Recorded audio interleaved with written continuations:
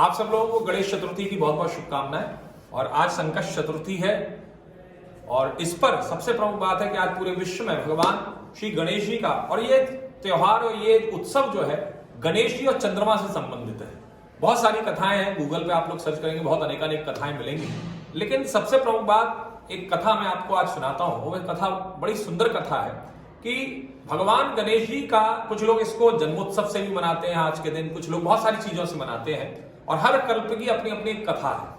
और उन कल्पों के अंतर्गत में यहां पर भगवान गणेश जी की और चंद्रमा की आज के दिन चंद्रमा को अर्घ दे करके, चंद्रमा का पूजन करके उसके बाद में भगवान गणेश जी का भोग लगाया जाता है और पूजन किया जाता है और उसके बाद में उनका आशीर्वाद दिया जाता है। तो ये कथा चंद्रमा और भगवान गणेश जी से संबंधित जो कथा है, ये कथा प्रारंभ होती है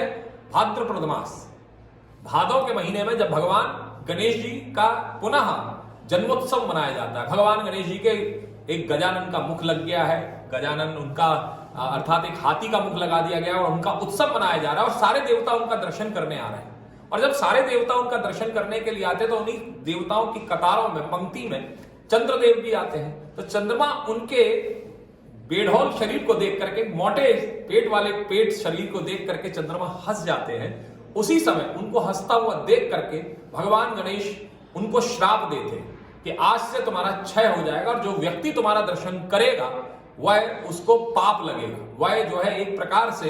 कलंक उसको धारण होगा।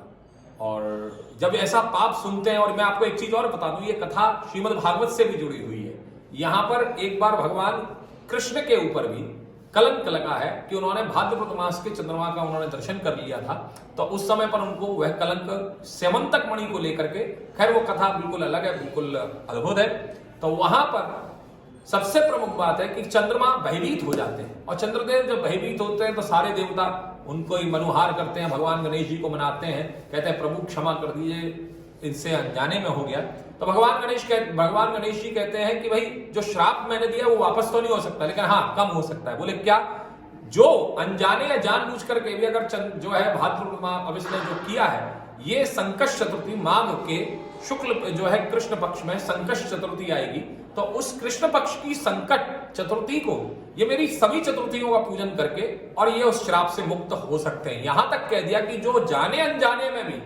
भाद्रपद मास के चंद्रमा का दर्शन कर लेता है, वह संकष्ट चतुर्थी का जब व्रत का पारायण करता है, चंद्रमा से संबंधित प्रत्येक कृष्ण पक्ष की भाद्रपद मास से लेकर के माघ तक की संकष्ट पूरी जितनी भी चतुर्थियां हैं, उन सब का नियमानुसार अपना अनुष्ठान विधि से जो व्यक्ति पालन करता है, वह व्यक्ति उस कलंक से, भय से मुक्त हो जाता है। तो आज के दिन वही दिन है कि जब हम लोग चंद्रमा को अर्घ देते हैं, चंद्रमा का पूजन करते हैं और चंद्रमा का पूजन करने पश्चात हम लोग भगवान गणेश जी का पूजन करते हैं, उनसे आशीर्वाद दे लेते हैं कि प्रभु हमारे जीवन में किसी भी प्रकार का कोई तनाव ना हो, कोई कलंक ना हो, हम किसी कलंक से भयभीत ना रहें और आपका आशीर्वाद और आपकी कृपा हमारे ऊपर बनी रहे। तो आप सब लोग भी आनंद लें इस उत्सव का और आप सब लोगों की को बहुत बहुत इस संकष्ट चतुर्थी की बहुत बहुत शुभाशीष शुभकामनाएं।